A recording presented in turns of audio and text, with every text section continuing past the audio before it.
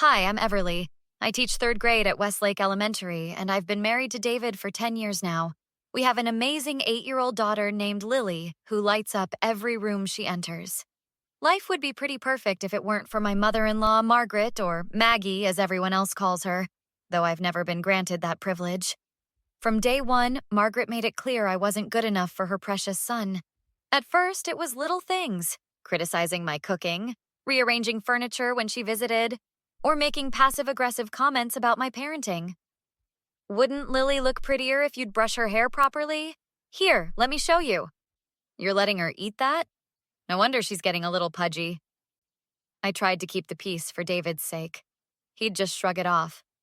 That's just how Mom is. She means well. Last Sunday, we were having our monthly family dinner with Margaret and Walter, my father-in-law, who barely speaks unless it's to agree with whatever his wife says. Everything was tense but manageable until dessert. Remember that camping trip when Dad fell in the lake with all his clothes on? David was telling a story that made Lily giggle uncontrollably. "Young ladies don't laugh like hyenas at the dinner table," Margaret snapped, her lips pinched tight. "She's just a kid having fun, Margaret," I said, trying to keep my voice light. "And children need proper discipline," which clearly they're not getting. The doorbell rang, my friend Nora dropping off a book she'd borrowed. I excused myself, thinking it would take just a minute. When I came back, the dining room was silent except for muffled crying. Lily wasn't at the table. "Where's Lily?" I asked, my heart already racing. "She's in her room, learning some manners," Margaret said calmly, sipping her wine. I rushed upstairs to find my baby girl face down on her bed, sobbing. When she turned to me, her little legs had angry red welts. "Mommy, Grandma hit me with Daddy's belt." The world stopped. I held her close, my body trembling with rage. Downstairs, I confronted them all. "She hit my daughter with a belt because she laughed." "Now, Everly, I'm sure Mom was just disciplining," David started. "Discipline? She's 8, and laughing isn't a crime." "In my day, children respected their elders," Margaret said, her voice ice cold. David turned out just fine with proper correction. "Walter, are you going to say anything?" I demanded. He stared at his plate. Margaret knows best about raising children. That night, after everyone left and Lily was finally asleep, David and I had the fight of our marriage. "My mother would never really hurt Lily. You're overreacting." I saw the marks, David, with my own eyes. Maybe she went a bit far, but you know how Lily can be sometimes. Something broke inside me then. My husband was defending the woman who had struck our child. As I lay awake that night, watching Lily sleep, I made myself a promise. Margaret would never hurt my daughter again, and she would pay for what she'd done. This wasn't over, not by a long shot. The next morning, I woke up with a plan forming. While David was in the shower, I took photos of the marks on Lily's legs, which had turned into angry purple bruises overnight. "Mommy, are you mad at Daddy?" Lily asked as I helped her get dressed, carefully avoiding the tender spots. "No, sweetie, I'm just worried about what happened with Grandma. Daddy said I should say sorry to Grandma for being loud." My blood boiled, but I kept my voice steady.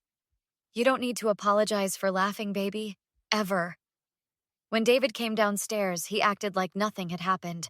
3 days of cold shoulders later, he finally broke the silence. "You can't keep giving me the silent treatment. We need to move past this." "Move past child abuse? Are you serious right now?" "Come on, Everly. It wasn't abuse. Mom just got carried away." "If anyone else hit Lily with a belt, would you be making excuses?" "It's different. She's family. That makes it worse."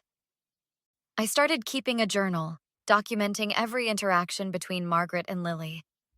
The more I paid attention, the more I noticed. How Lily would tense up when her grandmother entered the room. How she'd gone from an outgoing chatterbox to nearly silent around Margaret. 2 weeks after the belt incident, Margaret showed up unannounced while I was grading papers. "I thought I'd spend some quality time with my granddaughter. Why don't you take a break?" Every instinct screamed no, but refusing would only cause more drama. I set up my phone to record audio and left it under the living room sofa before heading to my bedroom, door cracked open.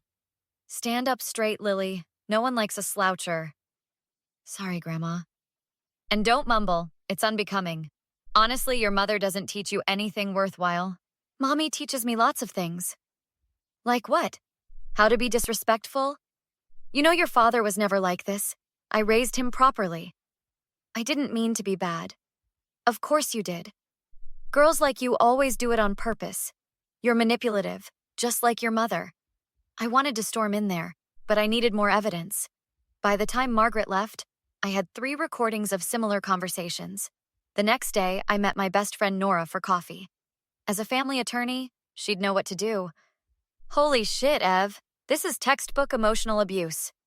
What can I do? David refuses to see it. Legally, you could get a restraining order based on the physical incident, but David might fight you on it. I can't let this continue. You should hear how she talks to Lily when she thinks no one's listening. My colleague handled a case against Margaret years ago. Another kid, not in your family. What? Are you serious? A neighbor's child. Nothing stuck because the parents dropped the charges. Let me make some calls. By Friday, Nora had uncovered 3 separate incidents involving Margaret and neighborhood children from when David was growing up. One family had even moved away after their son allegedly fell down Margaret's basement stairs. That night, David dropped a bomb during dinner. Mom called. She wants to take Lily to her lake house next weekend. Just the 2 of them, for some bonding time. Absolutely not. Come on. It'll be good for them. Mom feels terrible about what happened. Has she actually apologized to Lily? Or to me? She doesn't need to. She's family. Lily isn't going anywhere alone with your mother. You're being paranoid. My mom raised me, and I turned out fine. Did you? Because you're defending someone who hit your daughter. As David stormed out, my phone pinged with a message from Nora. Got the records from the old cases. Call me ASAP. I called Nora immediately, walking out to the backyard so David couldn't overhear. These cases are worse than I thought, Ev. 3 different families filed complaints about Margaret between 1998 and 2004. The Taylor family's son was locked in her basement for sassing her, 6 hours before Walter found him. Jesus Christ. We need a plan. You need to completely discredit her, not just with David, but with everyone who matters to her. The next morning, Nora brought tiny recording devices disguised as decorative buttons. Plant these at Margaret's house. They'll pick up everything within 15 feet. I approached David that evening with fake surrender in my voice. I've been thinking about Lily visiting your mom. Maybe I could bring her over Saturday for a few hours. That would mean a lot to Mom. Saturday morning, we arrived at Margaret's perfect tutor with forced smiles. How unexpected, Margaret greeted us, pearl necklace gleaming. While she showed Lily her rose garden, I slipped the button cameras into strategic spots: living room, kitchen, and guest bathroom. For 3 weeks, I collected damning footage. The jackpot came when Margaret was babysitting Lily. Your mother is trying to turn your father against me. I don't think so, Grandma. Don't contradict me. This family was perfect before she came along. If they split up, it'll be your fault for not telling your daddy the truth. What truth? That your mother hits you. That's where those bruises really came from. I showed the footage to David that night. This has to be taken out of context. There's hours more. Your mother is trying to coach our daughter to lie about me. I need time to process this. While David struggled with reality, I discovered Margaret was hosting her annual charity luncheon, the perfect audience for her downfall. I called Nora. We need to make sure her whole social circle sees who she really is. I've got you covered. Caroline from the school board has been Margaret's frenemy for decades. She owes me a favor. With Caroline's help, I secured an invitation. Meanwhile, David started questioning his childhood memories resurfacing of neighborhood kids who suddenly vanished from his life. I always thought Mom was just strict, he admitted. But some of this stuff, it's not normal, is it? The day before the luncheon, Margaret called. Keep Lily home tomorrow. My friends don't need children running around. Actually, we're both coming. Caroline specifically invited us. Caroline? She had no right. This is my event. See you tomorrow, Margaret. I hung up and finalized my preparations. A video montage of Margaret's greatest hits, ready to mirror to her living room smart TV where 20 of the town's most influential women would be gathered. The trap was set. Tomorrow, Margaret would finally face consequences. The charity luncheon was packed with Margaret's social circle women in designer outfits, sipping champagne while pretending to care about whatever cause Margaret had chosen this year. Lily and I arrived 15 minutes late for maximum impact. "You actually brought her!" Margaret hissed when she spotted us, her smile never faltering for her guests. "Wouldn't miss it for the world," I replied, making sure Caroline caught my eye from across the room. Caroline immediately took charge. "Everyone, Margaret's daughter-in-law has prepared a special presentation about family values." "I've done no such," Margaret started, but Caroline had already connected my tablet to the TV. The footage began playing, Margaret screaming at her housekeeper, threatening Lily, coaching her to lie about me, and finally the confession about the belt incident in her own words.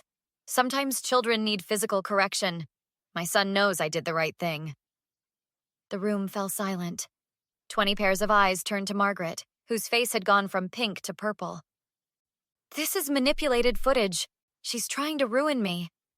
"Is that why you told my daughter to lie about me hitting her?" I asked loudly. "Or why you hit her with a belt for laughing at dinner?" From the back of the room, David stepped forward. I hadn't told him about the luncheon ambush, but Nora had. "It's all true, isn't it, Mom? Just like with the Taylor boy and all those other neighborhood kids." "David, darling, you can't possibly believe. I found my old diaries last night. I wrote about what you did to my friends. I just blocked it out." Walter, who'd been standing silently by the bar, finally spoke up. "It's time to stop, Margaret. I've watched you hurt too many people." "You spineless fool. After everything I've done for this family?" "The restraining order has already been filed," Nora announced, stepping into the room with papers in hand. "Margaret isn't allowed within 500 feet of Lily or Everly." "You can't do this to me. These are my friends, my community." "Not anymore," Caroline said coldly. "The country club board will be notified, as will the charity foundation." One by one, the women gathered their things and left. Last to go was Walter. "I've booked a hotel. I'll send someone for my things." 3 months later, Margaret had lost everything that mattered to her. The divorce papers were filed, her social standing destroyed. She'd moved to Florida to live with her sister, cut off from all of us. "I'm sorry I didn't believe you," David said as we watched Lily playing in the backyard, laughing freely again. "I let her manipulate me my whole life. She was your mother. You wanted to see the best in her. But you're my wife, and Lily's my daughter. You're my real family." Lily ran over, showing us a drawing she'd made of the three of us.